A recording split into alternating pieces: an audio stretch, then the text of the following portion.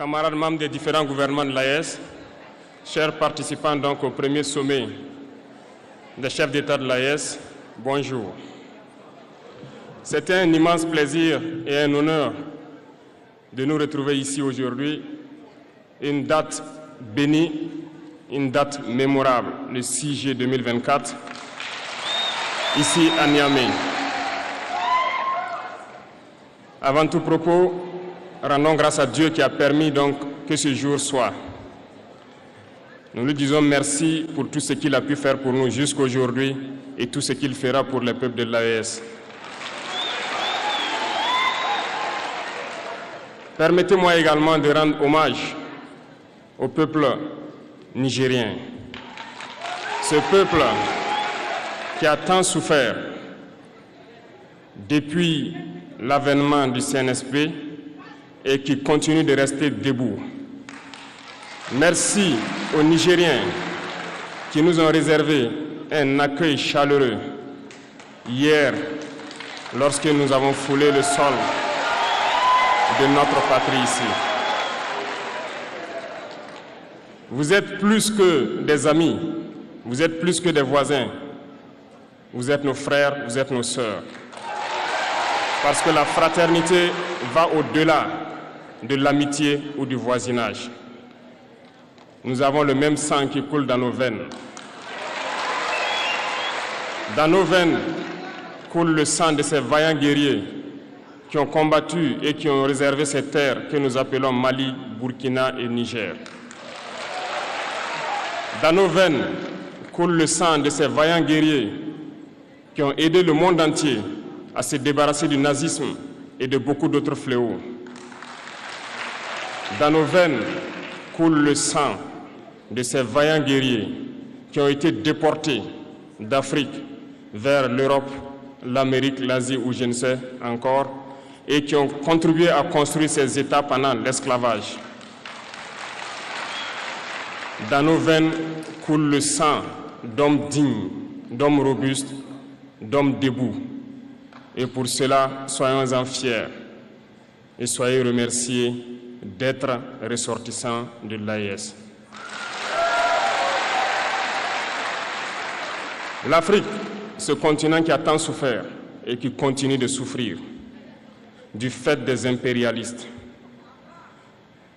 Ces impérialistes n'ont qu'un seul cliché en tête. L'Afrique est l'empire des esclaves. C'est comme ça qu'ils voient l'Afrique.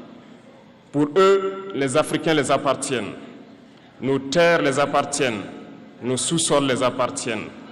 Ils n'ont jamais pu changer de logiciel jusqu'à aujourd'hui. C'est déplorable. Mais comment procèdent-ils? C'est malheureusement depuis donc ces années 60 où ces simulacres d'indépendance ont été donnés à l'Afrique. Ils n'ont juste fait que placer des valets locaux à la tête, selon eux, de leur sous-préfecture pour pouvoir continuer à les alimenter.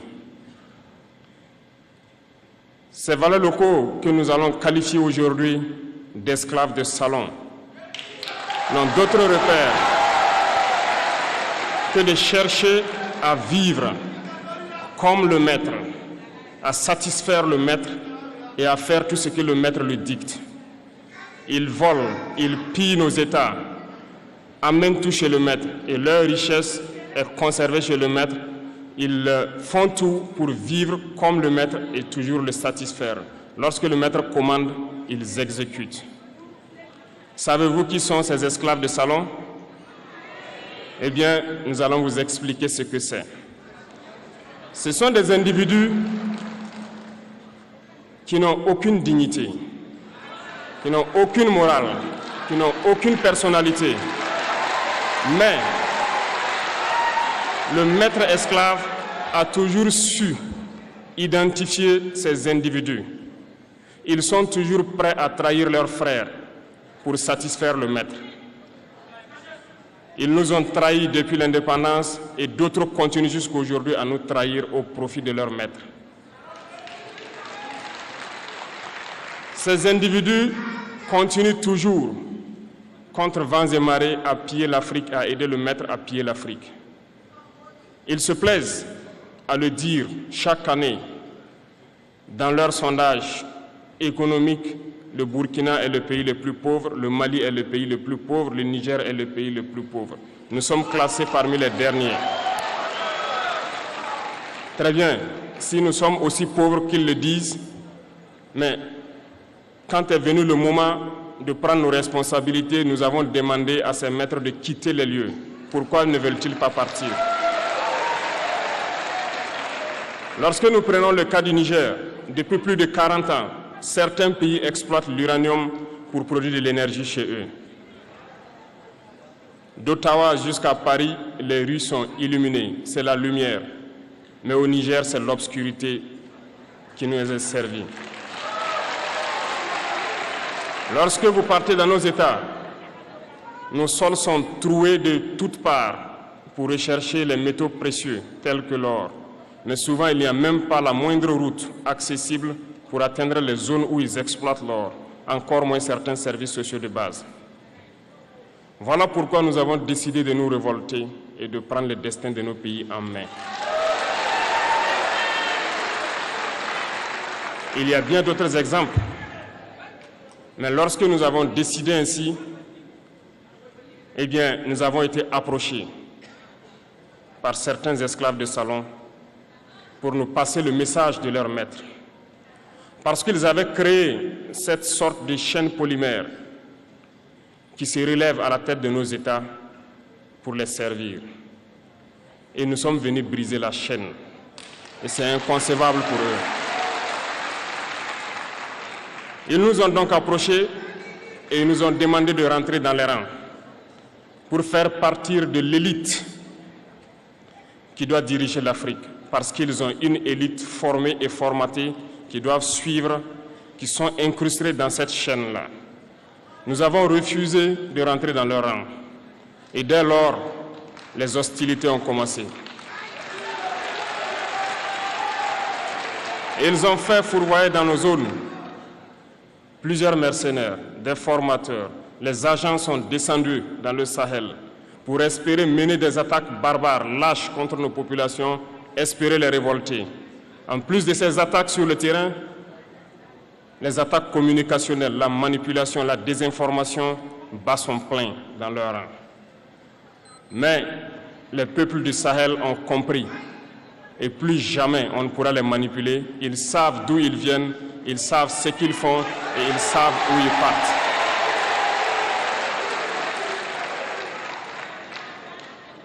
Nous n'allons plus permettre cela. Les gens sont éveillés et les gens se battent aujourd'hui, pas pour nous-mêmes, mais pour les générations à venir. Et merci à tous pour le combat qui est livré. Cela ne nous fait jamais pleurer. Nous n'allons pas trembler. Nous allons affronter. Nous allons nous battre pour l'indépendance réelle, pour notre liberté. Parce que pour faire peur au peuple de l'AES, ces individus n'ont que 3 termes dans la bouche: démocratie, liberté, droits de l'homme. Bien sûr, leurs valets locaux ne sont élus que dans un processus démocratique, libre et transparent selon eux leurs valeurs. Quoi de plus normal qu'on veuille nous imposer cela, parce que c'est eux qui édictent les règles. Très bien, nous avons décidé de nous assumer. Voilà pourquoi un 26 juillet 2023, lorsque le Niger a décidé de tourner la page, les esclaves de salon et leurs maîtres sont montés sur les grands chevaux. Ils ont mis leurs valets locaux en avant et ont décidé de mener une guerre contre le peuple nigérien. Nous avons donc dit, quiconque osera s'en prendre au Niger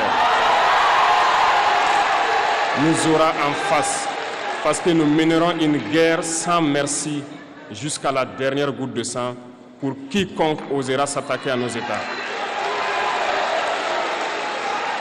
Cette parole, cette décision que nous avons eue hier est d'actualité aujourd'hui et sera d'actualité demain et pour toujours.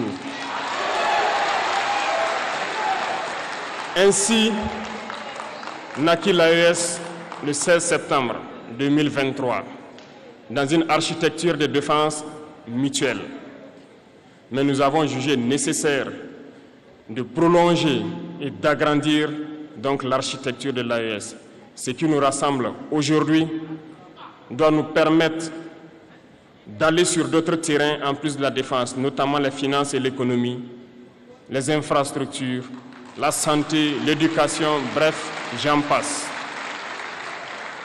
Je souhaite donc que ces moments soient pour nous une histoire que nous allons écrire pour l'AES, mais surtout pour l'Afrique et pour le monde entier. Que Dieu illumine tout un chacun de nous, que Dieu nous inspire dans ces tâches qui nous sont confiées, et surtout que lorsque nous faisons tous nos travaux, que nous ayons en tête une seule chose, l'intérêt suprême de nos populations. Sur ce, nous prions encore une fois de plus, bon Dieu, qu'il nous accompagne tous dans nos différentes tâches, qu'il protège nos combattants qui, grâce à eux, nous permettent d'être assis ici et d'échanger autour de l'avenir de nos États. Soyez donc remerciés une fois de plus, peuple nigérien. Soyez unis et solidaires, peuple de l'AES, la patrie ou la mort.